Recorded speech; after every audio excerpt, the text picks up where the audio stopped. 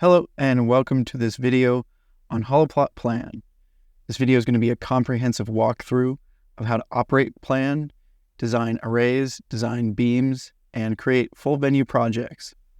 And you can get to the hub by visiting holoplot.com and scrolling all the way to the bottom and clicking here on the HOLOPLOT hub.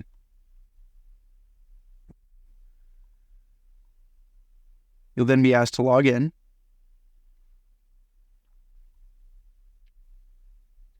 Once you're inside the hub, you can navigate to the Downloads page, and here you'll find the installers for both Windows and Mac, as well as some SketchUp assets for building projects in SketchUp. You'll find our Ease GLL files for both X1 and X2, and at the bottom you'll find example projects. For this video, we're going to be walking through the Simple Theater project here. So I'm going to go ahead and click Download, and we'll get right into it. So here I am inside of an empty Plan project. Looking at the interface, let's walk through what we see. First, in the center, we have our 3D viewport, which the controls can be seen at the bottom. Left click or a single click on a trackpad will orbit. Zooming is with the scroll wheel or with 2-finger swipe on a trackpad. And panning is right click or 2-finger click and drag on a trackpad. We have two main work areas, the Configure tab and the Simulate tab. In the Configure tab, you will see your list of arrays and your zones. Since this is an empty project, we don't see anything. You can create a new array using the Add Array button or Array, Add Array. That will launch the Array Builder window. Here you can give it a new name and choose between our X1 or X2 product line. Here we'll focus on the X1 product line. You can then design how many rows and columns an array has, as well as selecting the cells will allow you to change the module type. Here we have 4 MD80S on top and 4 MD96 on the bottom. From here you can hit Add. This will place the array into your scene. To access the position for the array, you can navigate to the drop-down for the array and the drop-down for the position. And here we can elevate this, let's say 8 meters in the air. And now we have a new array. And we see that in our Arrays panel. For zones, you can either draw a zone natively in Plan with a polygon tool or with a pen tool, or you can import zones with the GLTF file format. The workflows for designing a project in SketchUp, exporting it as a GLTF, and importing it into Plan can be found on our documentations page. Now, before we go further, let's take a look at the final project that we're going to try and complete. We go to File, Open. I can select the simpletheater.org file. I'm not going to save this one. And now we have the Simple Theater, where we have venue geometry, which includes both boundary zones and audience zones, as well as 3 different arrays. In the Simulate tab, we can start a simulation and see what our different arrays are doing with different beams.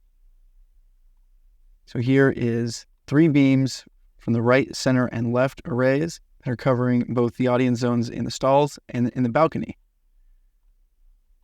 Here is a beam that is only covering the stalls from the center, left, and right. And here, finally, is a beam that is only covering the balcony area from the left, center, and right. So we're going to rebuild this project. And to do so, we're going to start with a new project. Starting in the Configure tab, and with the selection mode selected, I'm going to navigate to File, Import GLTF. Here you will find the GLTF file provided in this example project, which was created with the SketchUp file that is also accompanying. We're going to open this file, and we'll see our geometry, but we don't have any arrays. So let's rebuild the arrays. We know that they're going to be 3x1 X1 arrays. I'll call this 3x1 center. And this will have 3 rows and 1 column. I'm going to select the top module and change that to an MD80S. And I'm going to click Add. So I now have my center array positioned here. Before I position it, I'm going to add 2 other arrays for my left and my right.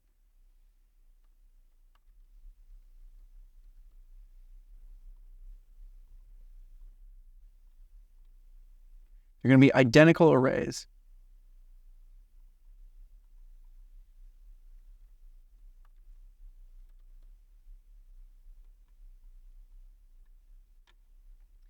Now I can open up the properties for each of my arrays so that I can edit the positions.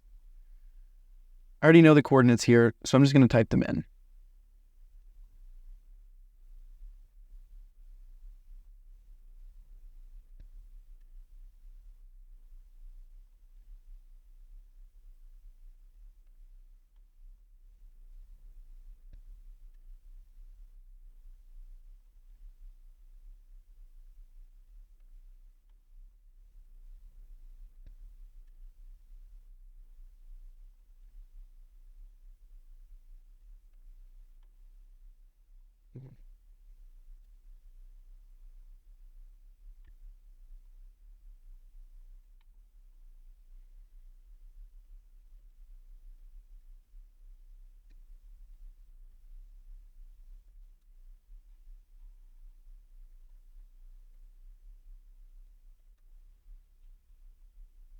I've decided to tilt my arrays so that I can get the best coverage from top of the array to the back as well as the front.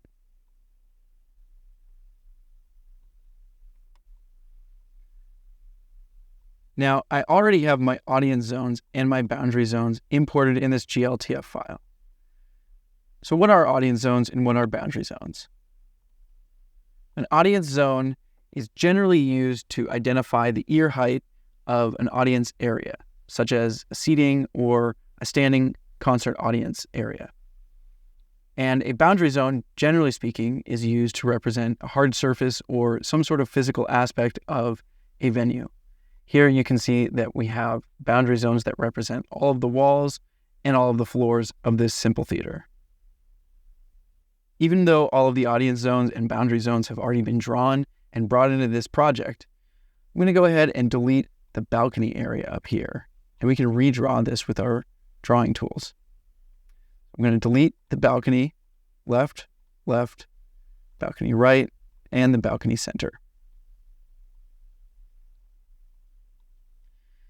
So, by selecting the polygon tool, my cursor now turns into a crosshair.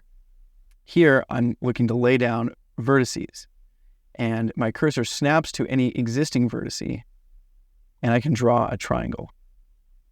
And now we have a custom zone down here. I'll come back and rename these in a bit. But let's finish drawing.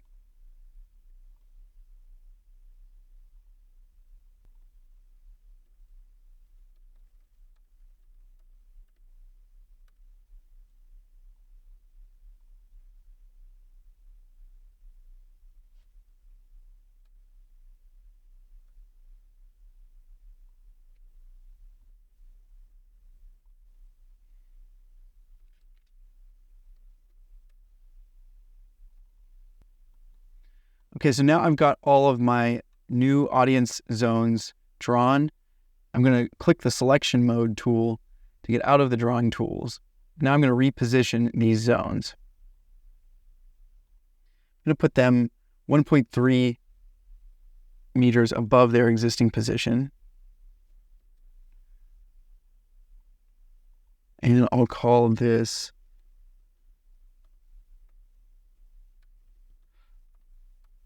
balcony right 1. Call this balcony right 2.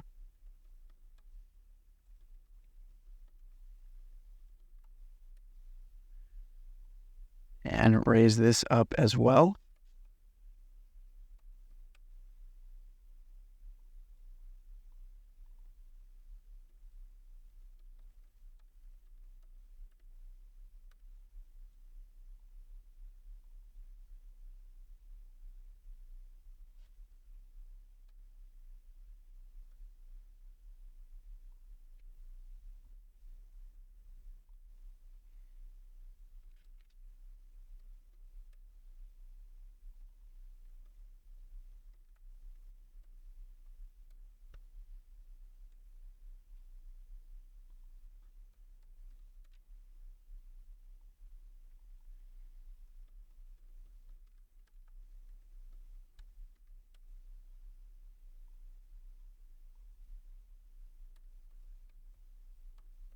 Okay, so now I have my balcony audience zones at ear height.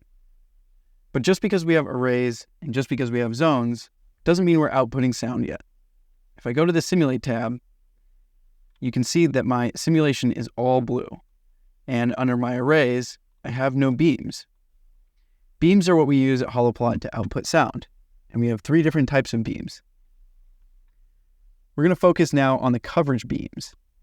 And we're going to make 3 different coverage beams that are identical across all arrays. What we're going to be doing here is creating a coverage beam that covers all of the audience zones, one that covers just the stalls, and one that covers just the balcony.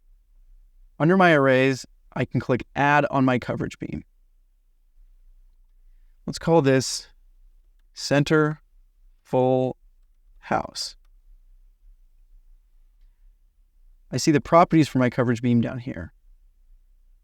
Coverage beams have many parameters and they include the use of zones. Here we have an empty list with no zones added.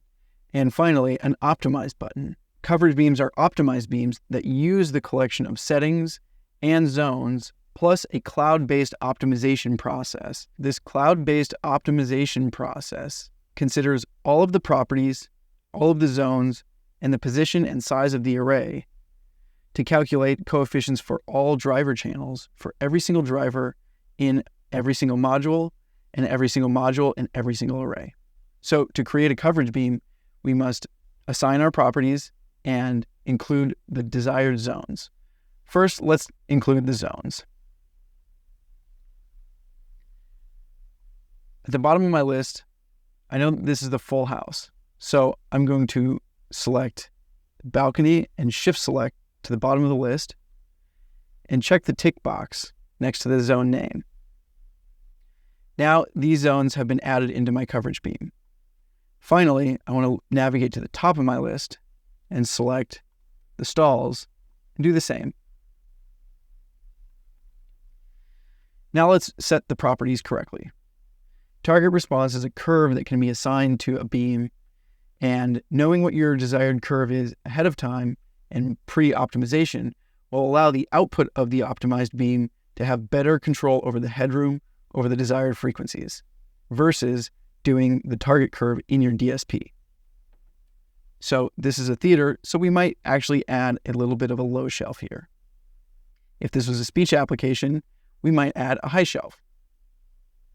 If this was an application that's going to be used for multi-purpose, we might keep it at flat. Let's set it to 3 dB. Air absorption compensation is our next setting. During the optimization process, a point that is farther away from the array on a zone will want to add more air absorption compensation. This slider is a threshold for how much we're allowing the optimizer to add air absorption compensation. And to see what this looks like, you can visit our documentations page on the hub. Here we're going to set this to 0. SPL drop is a way for us to design how sound pressure level changes from close to the array to far away from the array. With a normal point source speaker, characteristics are 6 dB per distance double. And with a normal line array, you might get anywhere from 2 to 4 dB. With HOLOPLOT, we can set this to 0, and this will adjust the SPL levels from the front to the back of a zone to be as smooth as possible so that people in the back here can have as similar experience to the people in the front. Temperature and humidity are settings to adjust the temperature and humidity of your venue. You can do this here in a per beam basis. If your temperature and humidity is going to fluctuate during a show, you might have different beams with different temperature and humidity settings. And finally, phase response. Phase response is a group delay or a frequency-dependent delay. We have the option to select linear, mixed, near minimum, and minimum. Minimum is no group delay, where linear is phase-aligned group delay. Here we're going to select near minimum. Below we'll see this input signal that is grayed out. For arrays that are using X2, you will see this setting as accessible, and this allows you to choose the different type of input signal that you would like your beam to be optimized with. For X1, we use only AES2. With X2, we add the options to use M noise and male speech. Moving back over to the zones, we can see there are all of our zones in the list, and the first setting is a selection between cover or avoid. This allows us to choose whether a zone, be it an audience zone or a boundary zone, is used in the optimization process to be covered or avoided. For example, if I selected avoid on all of the stalls, this beam would not only be directed towards the balcony, but additional energy from the drivers would be used to create less noise in the stalls area. Conversely, if I selected avoid on the balconies, we would be doing the opposite, where now we are providing as much coverage to the stalls and actively avoiding the balcony area without having to mechanically steer the arrays. For this beam, we're going to leave it as cover on all. The next setting is relative level. Relative level allows you to adjust the covered zones separately. So for instance, I can still look to cover the balcony. However, I can have the balcony be slightly lower in volume in comparison to the stalls. We're going to set this to 0 because we want the stalls and the balcony to be as similar as possible.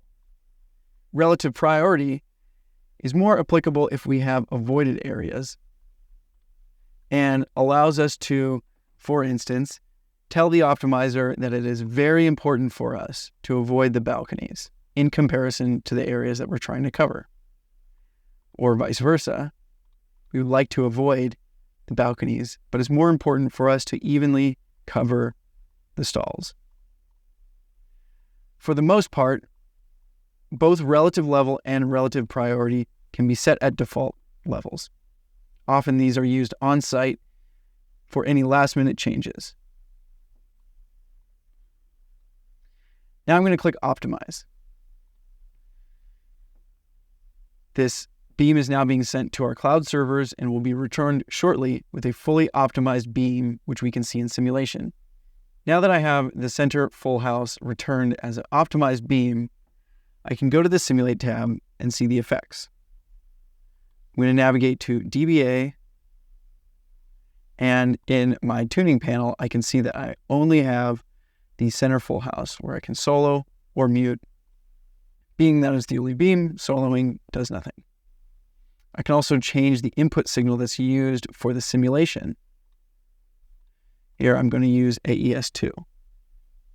Heading back to the Configure tab, I now want to make duplicates of this beam twice, and I'll have this called Center Stalls and Center Balcony. Here, all of my settings have stayed the same, and I can delete all of the balcony from the beam and optimize this beam, head to this beam. Oops. I'll re-add balcony and optimize. Now, in the meantime, I'm going to create coverage beams for the right and left array that match these beams. So I will create one that is right, full house, set my settings correctly,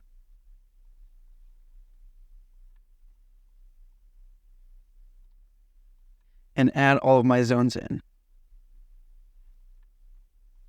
Here I'm going to click Optimize and duplicate this twice as well.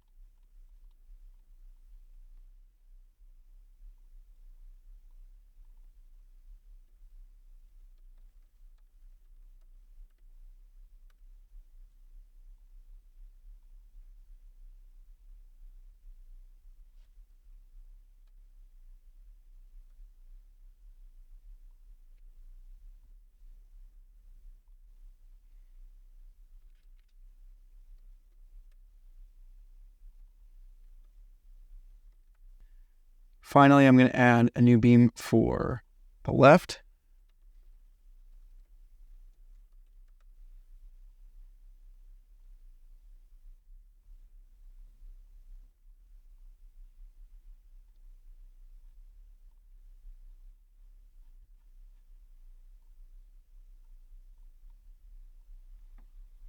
And duplicate that twice again.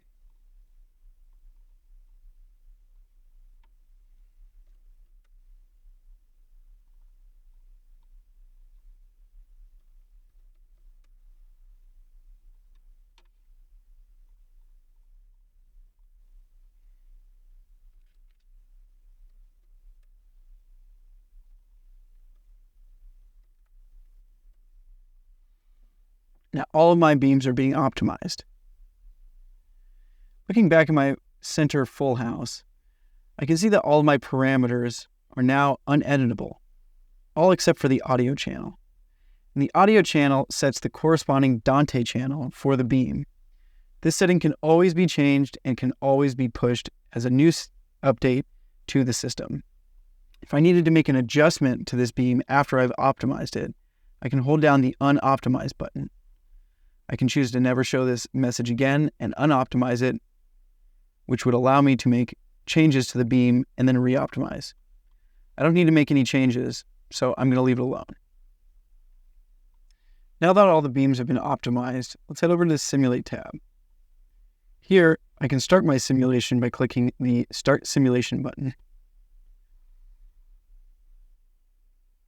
Automatically, I'm rendering 1/12 octave bandwidth at 1K. I can choose a different rendering mode such as DBA, DBC, broadband, 1 octave, 1/3, 1/6, and 1/12. I like to start out by rendering in DBA because it renders out all of the views for all of the different frequencies. This will make scrubbing through frequencies a little bit easier later on. On the left, I have the tuning panel. Currently, I have the tuning selected by the arrays to which they're assigned. Beams groups the beams by which shared geometry. So here I have just the balconies next to each other. And here I have just the stalls next to each other for the left, center, and right array.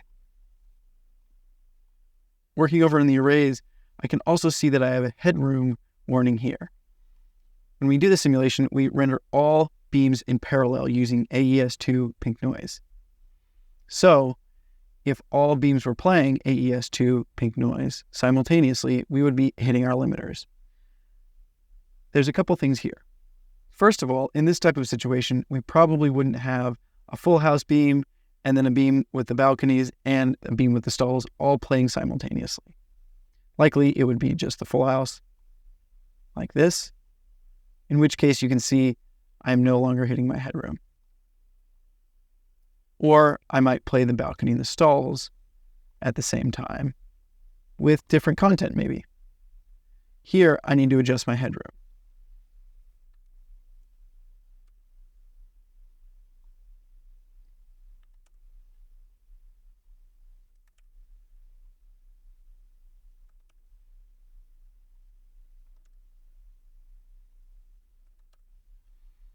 Now, my content wouldn't clip if I was playing it at full input volume.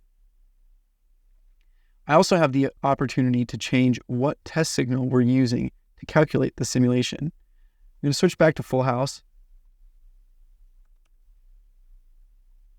And here I can choose M noise or male speech.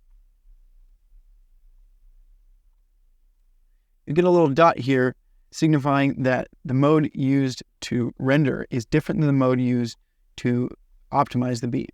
In this case, we optimize them all with AES2 pink noise.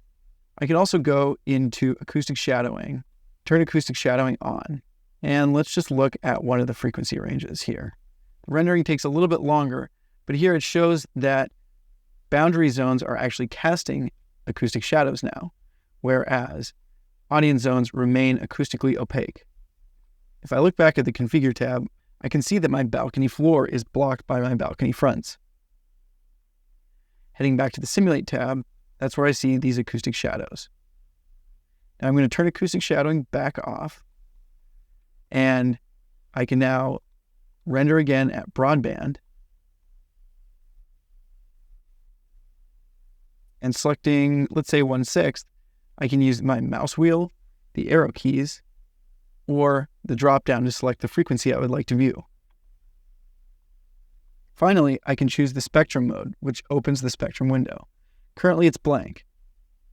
And I notice that my cursor is now crosshair. If I select with the left mouse button anywhere on the geometries, I will place an acoustic probe. Here now in the spectrum window, I can see the traces for the acoustic probe. I can select multiple with Shift Select or Command or Control Select.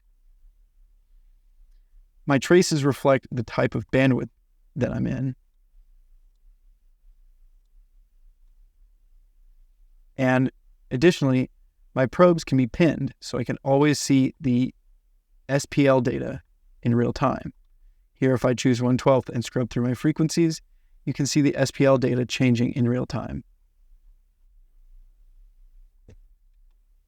Switching back over to selection mode, I no longer see my probes and my mouse no longer places probes. The last couple of things that we can do in the Simulate tab is we can change our scaling threshold for our simulation.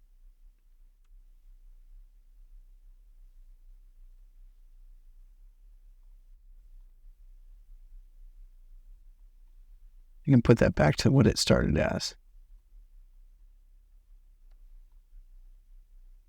And finally, I can also turn on beam interference. This allows me to see interference patterns. For instance, if I wanted to do some investigation in my low ends, I can see my power alleys and valleys from my sub-design.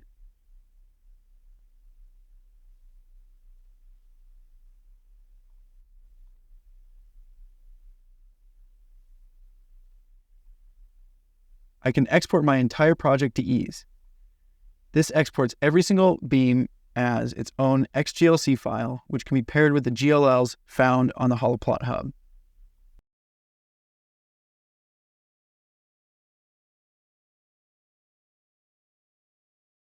Thank you for spending time with me. This has been a comprehensive overview of the HOLOPLOT Plan software.